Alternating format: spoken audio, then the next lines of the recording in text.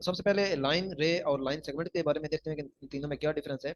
तो जो लाइन होती है, लाइन एक ऐसी चीज है जो कि दोनों तरफ से एक्सटेंड की जा सकती है, यानी सेट ऑफ पॉइंट्स है जो दोनों तरफ से एक्सटेंड किया जा सकता है, जिस तरह के ये आपको नजर आ रहा है, तो ये एक लाइन है। सिमिलरली अगर हम रे की बात करें तो रे भी सेट ऑफ पॉइंट होता है, लेकिन इसकी ये प्रॉपर्टी ये है कि ये सिर्फ एक साइड से एक्सटेंड की जा सकती है।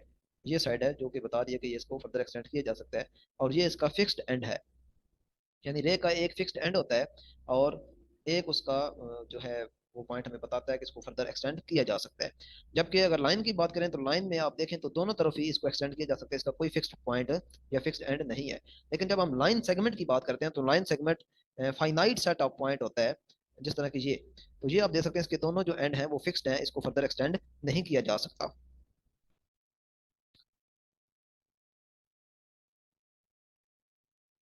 एंगल की बात करें तो जब दो रेस या दो लाइन सेगमेंट्स आपस में कंबाइन होते हैं एक कॉमन पॉइंट पे, तो उस वक्त एक एंगल बनता है। जिस तरह ये एक रे है, ये एक रे है, तो ये दोनों रेज का जो कॉमन पॉइंट है वो फिक्स्ड है। तो अब ये दोनों के मिलने से हमारे पास क्या बन गया, एक एंगल बन गया। एंगल जो है वो क्लॉकवाइज भी हो सकता है और एंटी क्लॉकवाइज भी हो सकता है। यानी अगर इस डायरेक्शन में एंगल आप ले रहे हैं तो ये एंटी क्लॉकवाइज है और इसे हम पॉजिटिव लेते हैं।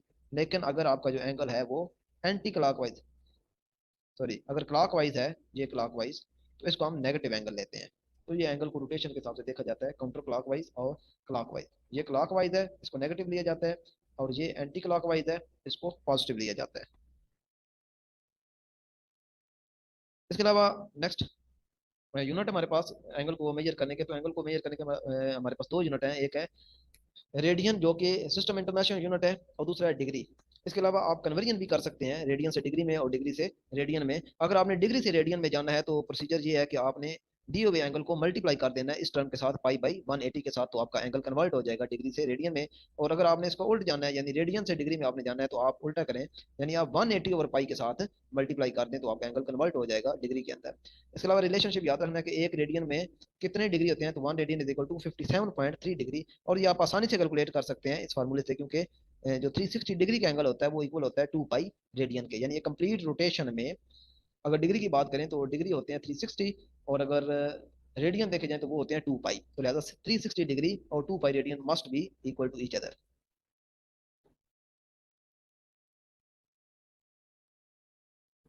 वर्टिक्स क्या है, जहाँ पे दोनों रेज आपस में मिल रही होती हैं एंगल की, यानी ये एक रे है, ये दूसरी रे है, तो जहाँ पे ये आपस में मिल रही होती हैं ये इसका वर्टेक्स कहलाता है। और ये दोनों जो रेज हैं ये इस वक्त इस एंगल के आर्म्स कहलाते हैं, यानी एक एंगल के दो आर्म्स होते हैं, और दोनों रेज जिस पॉइंट पे मिल रही होती हैं उसको हम कहते हैं वर्टेक्स।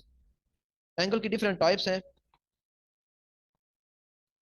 एक्यूट एंगल वो एंगल जो 90 से लेस होता है, एक्यूट एंगल कहलाता है। ऑब्ट्यूज एंगल जो 90 से बड़ा होता है, और राइट एंगल जो एग्जैक्ट 90 होता है।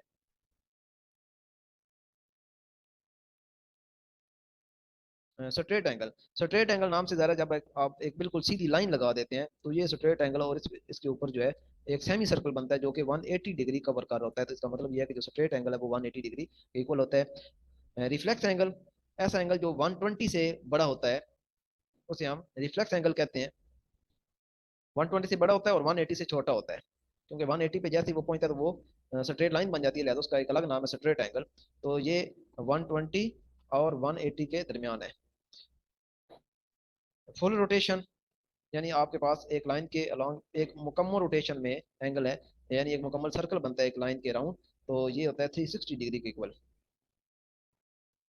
पॉजिटिव एंगल ये पहले हम डिस्कस कर चुके हैं, जो काउंटर क्लॉकवाइज होते हैं या एंटी क्लॉकवाइज एंगल, उसे हम पॉजिटिव एंगल लेते हैं, और जो क्लॉकवाइज एंगल होते हैं उसे हम नेगेटिव एंगल लेते हैं।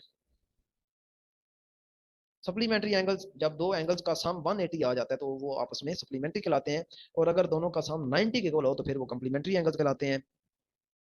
एडजेसेंट एंगल, ऐसे एंगल जिनके दरमियान एक जो आर्म है वो कॉमन हो उन्हें हम एडजेसेंट एंगल कहते हैं। यानी ये एक एंगल है,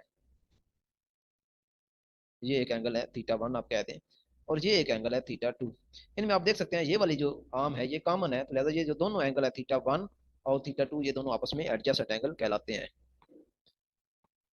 नेक्स्ट है वर्टिकल एंगल, तो जब दो लाइनें आपस में एक दूसरे को क्रॉस करती हैं इस तरह, तो अपोजिट एंगल जो है वो आपस में वर्टिकल एंगल कहलाते हैं। ये एंगल जो थीटा है, थीटा प्राइम, और ये थीटा आपस में वर्टिकल एंगल है। सिमिलरली ये एंगल जो अल्फा है और ये एंगल अल्फा प्राइम, ये आपस में वर्टिकल एंगल और ये हमेशा इक्वल होते हैं। वर्टिकल एंगल हमेशा इक्वल होते हैं। थीटा और थीटा प्राइम आपस में इक्वल होगा और अल्फा और अल्फा अल्फा प्राइम आपस में इक्वल होंगे। ट्रांसवर्सल क्या चीज है? ये एक ऐसी लाइन होती है जो इंटरसेक्ट करती है दो या दो से ज्यादा लाइंस को, उसको हम ट्रांसवर्सल कहते हैं। यानी ये दो लाइन आपके पास जा रही हैं, इनको एक और लाइन तीसरी कट कर रही है, तो ये वाली जो लाइन है जिसने इन दोनों को कट किया है, ये ट्रांसवर्सल कहलाता है।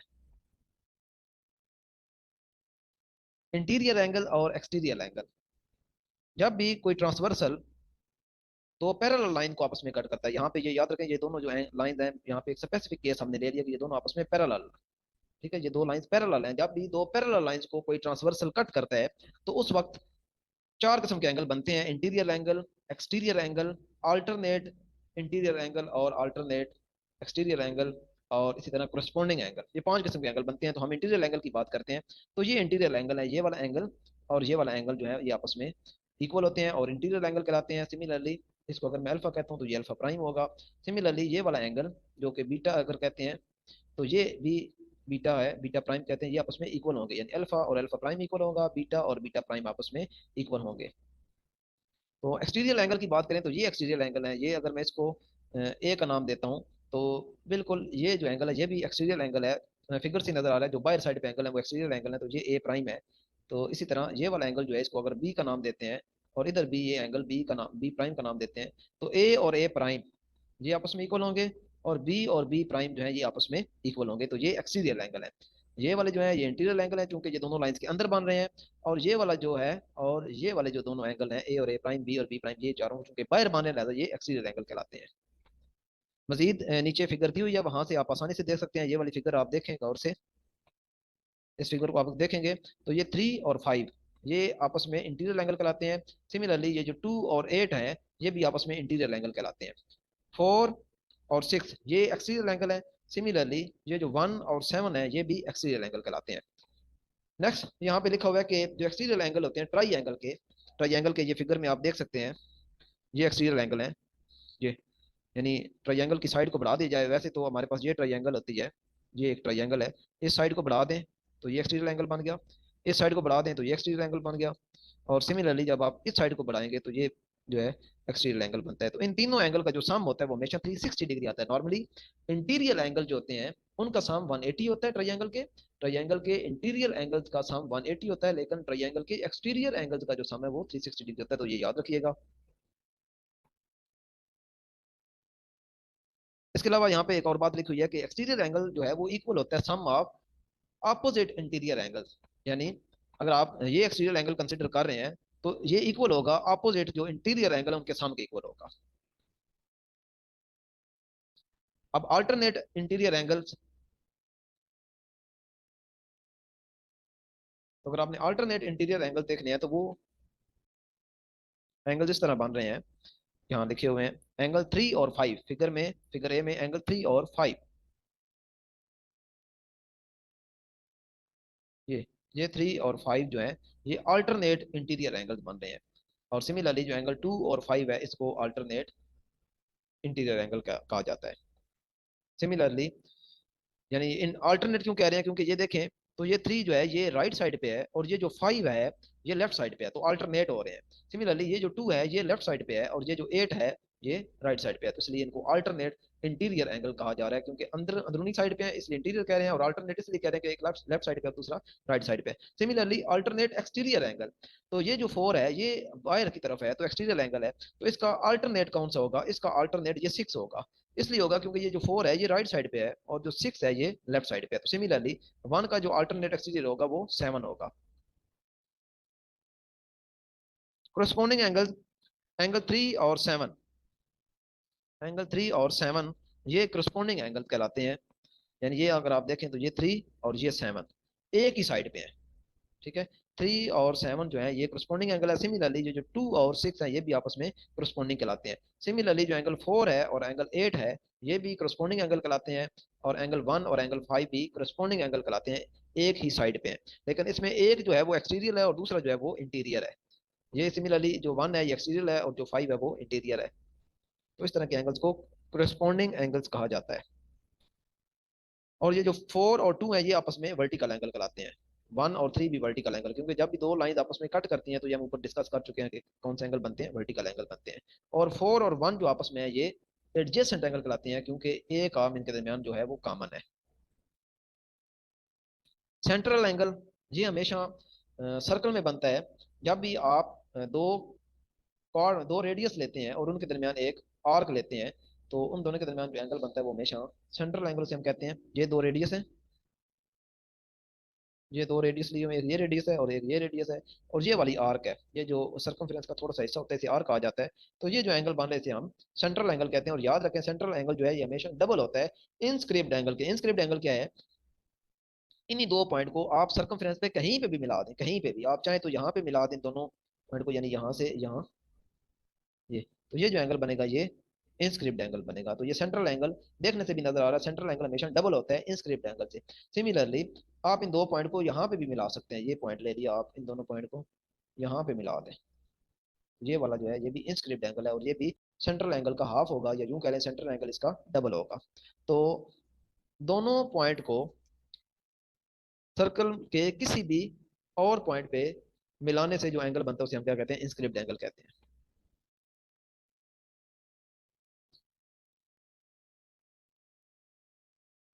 टू डायमेंशनल फिगर्स की बात करें तो हमारे पास काफी ज्यादा फिगर्स हैं जो कि टू डायमेंशनल फिगर्स होती हैं, जिसमें ट्राई एंगल है, रेक्टेंगल है, स्क्वायर है, रोम्बस है, पैरेललोग्राम है, ट्रेपेजियम है। तो पॉलीगॉन जनरल एक फिगर है, ऐसी फिगर जो कि तीन या तीन से ज्यादा साइड्स और एंगल पे मुश्तमिल होती है, हम पॉलीगॉन कहते हैं। सबसे जो छोटी पॉलीगॉन होती है वो ट्राई एंगल होती है, क्योंकि उसके जो साइड्स हैं वो तीन साइड होती हैं, सबसे कम साइड इसकी हैं और सबसे कम एंगल इसके हैं। तो एंगल की ट्राई एंगल की टाइप की बात करें तो इसकी छह टाइप्स हैं। तीन इसकी टाइप्स हैं साइड के लिहाज से और तीन इसकी टाइप्स हैं एंगल्स के लिहाज से। तो पहले साइड के लिहाज से देखें तो इक्विलेटरल ट्राइंगल, ऐसी ट्राइंगल जिसके तमाम जो साइड्स हैं वो आपस में इक्वल होती हैं और इसके तमाम एंगल जो है वो 60 होते हैं, क्योंकि टोटल 180 पूरा करना है। तो एंगल जब इक्वल लेने हैं तो वो 60 प्लस 60 प्लस 60 आप करेंगे तो वो 180 के इक्वल आ जाएगा। नेक्स्ट है आइसोसेलेस ट्राइंगल, ये एक ऐसी ट्राइंगल होती है जिसमें दो साइडें, कोई सी दो साइडें आपस में इक्वल होती हैं। और मैथ में दो साइडों को इक्वल शो करने का जो तरीकाकार है वो ये होता है कि इसके ऊपर इस तरह का कट लगा दिया जाता है। जहाँ पे भी ये इस तरह का कट लगा हो तो इसका मतलब ये है कि ये आपस में इक्वल है। सिमिलरली बाद का डबल कट होता है तो डबल कट इस तरह के केस में लगाया जाता है। सिंगल कट यहाँ, इसका मतलब है ये दोनों आपस में बराबर है। अब यहाँ पे भी अगर हम सिंगल लगाएंगे तो फिर पता ही नहीं चलेगा कि कौन किस सिंगल है, यहाँ पे अब डबल कट लगा दिया जाता है ताकि पहचान रहे कि ये सिंगल कट वाले आपस में इक्वल है और डबल कट वाले आपस में इक्वल है। स्केलिन ट्राइंगल ये ऐसी ट्राइंगल होती है जिसकी तीनों साइडें डिफरेंट होती हैं, कोई साइड आपस में मैच नहीं कर रही थी, तीनों की तीनों साइडें डिफरेंट होती हैं और तीनों के तीनों एंगल्स भी आपस में डिफरेंट होते हैं। अच्छा, आइसोसेलेस ट्रायंगल की दो साइडें इक्वल हैं तो उसके जो अपोजिट दो एंगल्स होंगे वो भी आपस में इक्वल होंगे। मसलन अगर ये वाली दो साइडें इक्वल हैं, ये दो साइडें आपस में इक्वल हैं, तो इस साइड का अपोजिट एंगल ये बनता है और इस साइड का अपोजिट एंगल ये बनता है, तो ये एंगल भी आपस में इक्वल होंगे। लिहाजा यहाँ पे कट लगा रहा हूँ, ये दोनों एंगल भी आपस में इक्वल होंगे। अब एंगल्स के लिहाज से देखा जाए तो तीन टाइप्स हैं। एक्यूट ट्रायंगल यानी ऐसी ट्रायंगल जिसके तीनों एंगल जो है वो एक्यूट होते हैं, यानी कि लेस देन 90 होते हैं। और राइट एंगल ट्रायंगल जो है वो ऐसी ट्रायंगल जिसमें एक एंगल 90 होता है। और याद रखें किसी भी ट्रायंगल के अंदर सिर्फ एक ही एंगल 90 हो सकता है, दो एंगल 90 नहीं हो सकते, क्योंकि अगर दो 90 हो गए तो 90 प्लस 90 180, तो तीसरा किधर गया? 180 तो पूरे हो गए। नेक्स्ट है ऑब्ट्यूज ट्रायंगल, ऐसी ट्रायंगल जिसके अंदर एक ऑब्ट्यूज एंगल, और ये भी याद रखें कि किसी ट्रायंगल के अंदर मैक्सिमम जो ऑब्ट्यूज एंगल हो सकता है वो एक ही हो सकता है, क्योंकि ऑब्ट्यूज एंगल होता है 90 से बड़ा, तो 90 से बड़ा एक ही एंगल हो सकता है, बाकी दोनों जो है वो 90 से छोटे होंगे। ट्रायंगल के तमाम इंटीरियर एंगल्स का सम 180 होता है और तमाम एक्सटीरियर एंगल का सम 360 होता है। सिमिलरली जो क्वाड्रिलेटरल है, यानी कि चार चार साइड्स वाली और चार एंगल वाली जो शेप है जैसे क्वाड्रिलेटर कहा जाता है जनरली, उसके तमाम इंटीरियर एंगल का जो सम है वो 360 डिग्री होता है। इसके बाद है सिमिलर ट्रायंगल। सिमिलर ट्रायंगल ऐसी ट्रायंगल्स होती हैं जिनके एंगल सेम होते हैं लेकिन जो साइड्स हैं वो प्रोपोर्शनल होती हैं। जैसा कि ये एक ट्रायंगल है और ये भी एक ट्रायंगल है, तो ये दोनों के जो एंगल्स हैं, ये वाला एंगल और ये एंगल आपस में सेम होगा, ये एंगल और ये एंगल आपस में सेम होगा, ये एंगल और ये एंगल आपस में सेम होगा। एंगल सारे सेम होते हैं लेकिन जो साइड्स हैं वो प्रोपोर्शनल होती है, यानी ये साइड इसके प्रोपोर्शनल होगी, ये साइड इसके प्रोपोर्शनल होगी, ये साइड इसके प्रोपोर्शनल होगी। तो ये सिमिलर ट्रायंगल की डेफिनेशन है। ऐसी दो ट्रायंगल्स जिनकी साइड्स सॉरी जिनके एंगल्स इक्वल होते हैं लेकिन साइड प्रोपोर्शनल होती हैं। और कांग्रुएंट ट्रायंगल मैथमेटिक्स में याद रखें, जहाँ पे कांग्रुएंट का वर्ड आता है इसका मतलब होता है इक्वल। तो ऐसी ट्रायंगल जो इक्वल है, तो इक्वल ट्रायंगल फिर वही हो सकती है जो एंगल्स के लिहाज से भी सेम होती हैं और जिनकी साइड भी आपस में इक्वल होती हैं। और कोई सी दो ट्रायंगल को अगर आपने इक्वल शो करना है तो ये कुछ क्राइटेरिया जिनकी बेस पे आप दो ट्रायंगल को आपस में इक्वल कह सकते हैं। अगर तीनों साइडें इक्वल हो जाएं दोनों ट्रायंगल्स की, दोनों ट्रायंगल की तीनों साइड्स इक्वल हो जाएं, ये दो ट्रायंगल है, आप इन तीनों की दोनों की तीनों साइड्स इक्वल कर दें किसी तरीके से, तो इसका मतलब होगा एंगल्स को इक्वल करने की जरूरत नहीं है, अंडरस्टूड होगा कि ये दोनों ट्रायंगल साइड और एंगल के लिहाज से सेम है। दूसरा क्राइटेरिया ये है कि कोई सी दो सॉरी दो साइड्स और उनके दरमियान वाला एंगल, दो साइड्स और उनके दरमियान वाला एंगल, जैसा कि ये दो साइड्स हैं और ये दरमियान वाला एंगल है, ये दो साइड्स हैं और ये दरमियान वाला एंगल, अगर ये दोनों ये तीन चीजें आपस में इक्वल हो जाती हैं, दो साइड्स और दरमियान वाला एंगल, ये याद रखें दरमियान वाला एंगल, ये नहीं कि आप साइडें ये ले रहे हैं और एंगल ये लेना शुरू कर दे, तो ये नहीं है, ऐसा नहीं है। जो साइड ले रहे हैं उनके दरमियान वाला एंगल आपस में आपने इक्वल करना है। अगर ये तीन चीजें आपस में इक्वल कर लेते हैं तो इसका मतलब है बाकी तीन जो रह गई हैं वो भी आपस में इक्वल है, लिहाजा दोनों ट्रायंगल हर लिहाज से आपस में इक्वल है।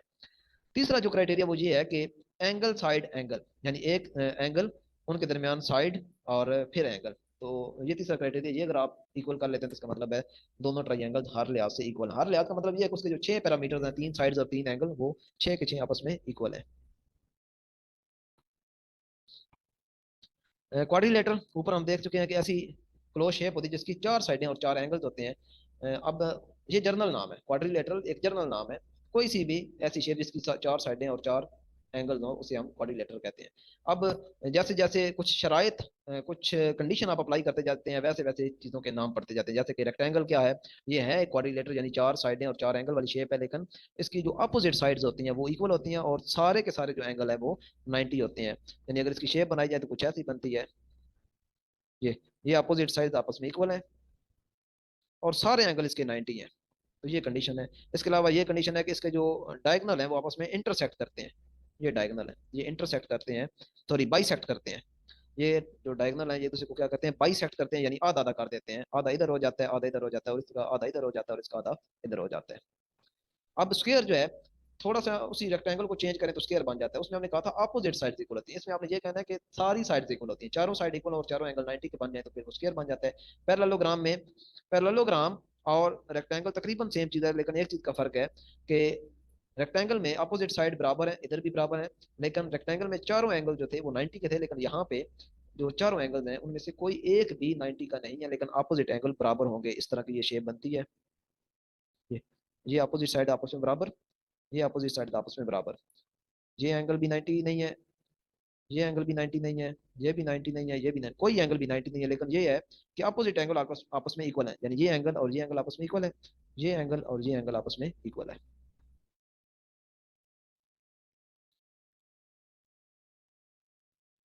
इसके बाद ये है कि किसी भी पैरेललोग्राम में कोई सी दो कंजक्टिव एंगल का जो सम होता है वो हमेशा 180 होता है, यानी अगर ये एंगल है तो इसका कंजक्टिव एंगल दूसरा ये बन रहा, तो इन दोनों का जो सम है वो 180 आएगा। सिमिलरली आप ये एंगल एक लेना चाहते हैं तो दूसरा कंजक्टिव फिर ये बनता है, तो इन दोनों का जो सम है वो 180 होगा, यानी दो एंगल कंजक्टिव आपने लेने हैं, उन दोनों का सम जो है वो 180 होता है। रोम्बस क्या चीज है, रोम्बस स्क्वायर की बिगड़ी हुई शक्ल है। स्क्वायर में हमने पढ़ा था कि चारों साइड जो है वो इक्वल होती हैं और हर एंगल 90 को होता है। तो रोम्बस जो है वो बिल्कुल जिस तरह रेक्टेंगल और पैरेललोग्राम का आपस में रिलेशन है, बिल्कुल सिमिलरली स्क्वायर और रोम्बस का आपस में रिलेशन है। रोम्बस की भी चारों साइड इक्वल हैं, लेकिन कोई एंगल भी 90 नहीं है। रोम्बस कुछ इस तरह की शेप बनती है, ये ये चारों साइड आपस में इक्वल है, लेकिन कोई भी एंगल जो है वो 90 नहीं है, तो ऐसी शेप को हम कहते हैं रोम्बस।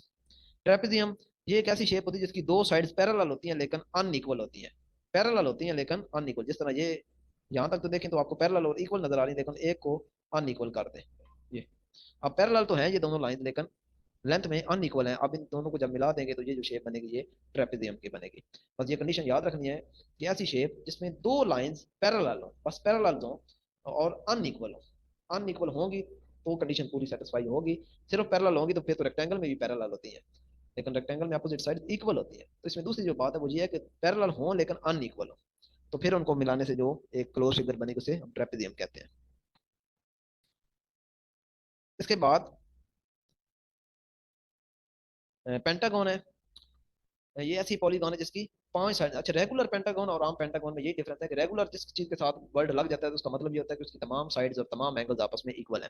तो रेगुलर पेंटागन एक ऐसी पांच साइड्स वाली पॉलीगॉन है जिसके पांचों साइड्स आपस में इक्वल हैं और हर एंगल जो है वो 180 डिग्री है, सॉरी 108 डिग्री है, 108 डिग्री। और रेगुलर हेक्सागोन ये ऐसी पॉलीगॉन है जिसकी 6 साइड्स हैं और 6 की 6 आपस में इक्वल हैं और हर एंगल जो है वो 120 डिग्री है। रेगुलर ऑक्टागोन ये आर्ट्स इक्वल साइड वाली पॉलीगॉन है और इसका हर एंगल जो है वो 135 डिग्री है। अच्छा, किसी भी पॉलीगॉन, कोई भी पॉलीगॉन है, चाहे वो ट्राई एंगल है, चाहे रेक्टेंगल है, चाहे जो भी है, किसी भी किस्म की पॉलीगॉन है, उसके अगर आपने इंटीरियर तमाम एंगल्स का सम देखना है कि इंटीरियर तमाम एंगल्स का सम कितना बनता है, तो आपके पास फार्मूला दिया हुआ है, बड़ा सिंपल सा फार्मूला है, n-2 multiply by 180, n-2 multiply by 180। अब यहाँ पे n से क्या मुराद है? n से मुराद नंबर ऑफ साइड्स है, यानी साइडें कितनी है। यानी अगर ट्राई एंगल है तो 3 साइडें, तो आप n की जगह 3 पुट कर दें, 3 माइनस 2 1, एक को 180 से मल्टीप्लाई करें तो 180 आता है। इसका मतलब है ट्राई एंगल के अंदर तमाम एंगल्स का जो सम है वो 180 है। अगर आपके पास रेक्टेंगल है तो रेक्टेंगल का हम पीछे पढ़ चुके हैं कि रेक्टेंगल के तमाम एंगल्स का सम, बल्कि रेक्टेंगल हो, स्फीयर हो, रोम्बस हो, पैरेललोग्राम हो, ट्रेपेजियम हो, सारी की सारी ये क्वाड्रिलेटरल में आती है, तो क्वाड्रिलेटरल के तमाम इंटीरियर एंगल्स का सम 360 बनता है। आप यहाँ पे वैल्यू लगा के दे सकते हैं, की वैल्यू आप 4 लगाएं तो 4 माइनस 2 2 आता है और 2 को 180 से मल्टीप्लाई करें तो 360 बन जाता है। तो ये एक जनरल फार्मूला है किसी भी पॉलीगॉन का इंटीरियर एंगल का सम फाइंड करने के लिए। राइट बाइसेक्टर ट्राइंगल के राइट बाइसेक्टर क्या होते हैं? तो ट्राइंगल के राइट बाइसेक्टर समझने के लिए मैं आपके सामने ये बनाता हूँ ट्राइंगल। तो राइट बाइसेक्टर एक ऐसी लाइन होती है जो उस साइड के ऊपर बिल्कुल 90 का एंगल बना रही होती है और उसको हाफ कट कर रही होती है। राइट का मतलब बिल्कुल सीधी और बाइसेक्टर का मतलब है दो हिस्सों में बराबर तकसीम करने वाला। तो इसी तरह इसके ऊपर अगर मैं राइट बाइसेक्टर बनाऊंगा तो ये इसका सेंट्रल पॉइंट आता है, तो बिल्कुल इसके ऊपर सीधी लाइन बनानी है तो ये आ जाएगा। सिमिलरली इसका जो राइट बाइसेक्टर आएगा वो ये आएगा। तो ये आप देख सकते हैं तीनों जो राइट बाइसेक्टर हैं वो एक पॉइंट पे मिल रहे हैं। तो ऐसी लाइंस जो एक पॉइंट पे मिल रही होती हैं उन्हें हम कंकरेंट लाइंस का कहते हैं। ऐसी लाइंस जो एक ही पॉइंट पे मिल रही होती हैं उन्हें हम कंकरेंट लाइंस कहते हैं। तो ये हो गया राइट बाइसेक्टर ऑफ ट्रायंगल। इसके बाद है अल्टीट्यूड ऑफ ट्रायंगल। तो अल्टीट्यूड के लिए दोबारा जो है वो ट्रायंगल बनाता हूँ। तो अल्टीट्यूड का मतलब यह है कि आपने किसी एक वर्टेक्स से, वर्टेक्स हम पहले देख चुके हैं, ये वर्टेक्स होता है ये वाला जहाँ पे आर्म्स मिल रहे होते हैं, तो इससे आपने उसके सामने वाले साइड पे 90 का एंगल बनाना होता है। तो ये इसका सामने वाले साइड पे 90 का एंगल बन रहा है ये, तो ये इसका अल्टीट्यूड है। सिमिलरली अगर हम इसकी बात करें तो इसका जो 90 का एंगल बनता है वो कुछ यहाँ पे बनता है, ये इस वर्टेक्स का यहाँ पे बना दिया और इसका यहाँ पे बन रहा है 90 का एंगल। तो ये तीनों अल्टीट्यूड हैं, यानी एक वर्टेक्स से उसके सामने वाली साइड पे आपने 90 का एंगल बना के लाइन ड्रा करनी है और ये तीनों भी आपस में कंकरेंट होते हैं, ये भी एक पॉइंट पे मिल रहे होते हैं। नेक्स्ट जो चीज है वो है मीडियन ऑफ ट्रायंगल। तो मीडियन ऑफ ट्रायंगल के लिए अब ट्रायंगल कोई और बना लेते हैं। तो ये जरूरी नहीं है कि जो ट्रायंगल मैं बना रहा हूँ उसी के लिए ये कंडीशन वैलिड है। कोई भी ट्रायंगल है, 6 ट्रायंगल में से किसी किस्म की भी ट्रायंगल, उन सब के लिए ये कंडीशन होल्ड करती है, राइट बाइसेक्टर वाली भी, अल्टीट्यूड वाली भी, मीडियन वाली भी, ये सारी की सारी सब की कंडीशन होल्ड करती है कि तीनों लाइंस जो होती हैं, चाहे बाइसेक्टर वाली लाइंस हैं, चाहे अल्टीट्यूड वाली लाइंस हैं, चाहे मीडियन वाली लाइन है, सारी की सारी कंकरेंट होती हैं। अब मीडियन का मतलब यह है कि आपने किसी एक वर्टेक्स को सामने के मिड पॉइंट से मिलाना है, मिड पॉइंट से सिंपली मिला देना है। इसको इसके मिड पॉइंट से आप मिला दें, इसको इसके मिड पॉइंट से आप मिला दें, तो ये भी एक ही पॉइंट पे मिल रही है। तो ये तीनों जो मीडियंस हैं ये भी आपस में कंकरेंट है। कोलिनियर पॉइंट्स ऐसे पॉइंट्स होते हैं जो एक लाइन के ऊपर वाक़ होते हैं, उन्हें हम कोलिनियर पॉइंट कहते हैं। जैसे कि ये लाइन है तो ये मुख्तलिफ पॉइंट्स हैं, ये सारे पॉइंट्स हैं जो कि इसी लाइन के ऊपर वाक़ है, ये आपस में कोलिनियर पॉइंट्स कहलाते हैं। और नॉन कोलिनियर पॉइंट्स ऐसे पॉइंट जो एक लाइन के ऊपर ना हो, जैसे कि ये एक लाइन है, ये पॉइंट तो इसके ऊपर है दो, लेकिन ये तीसरा पॉइंट इस लाइन के ऊपर नहीं है, लिहाजा अगर इन दो की बात की जाए तो ये कोलिनियर है, लेकिन जब तीनों की बात की जाएगी तो ये नॉन कोलिनियर पॉइंट्स हैं।